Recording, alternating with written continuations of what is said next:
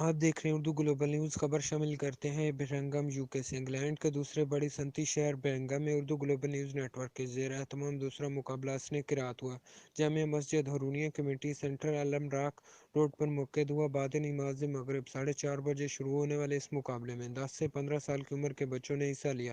Programme میں میزبان اعجاز صدیقی، شکیل ڈار، محمد بلال نوشی تھے اور مہمان خصوصی علامہ محمد اشفاق عالم قادری، ڈائریکٹر جنرل منہاج القرآن انٹرنیشنل برمنگھم یو کے اور الحاج خلیفہ صدر محمود ہارونی تھے، جبکہ مقابلے میں شرکت کے دوران بچوں کے والدین، انتظامیہ اور شکیل ڈار سینئر جرنلسٹ کا شکریہ ادا کیا۔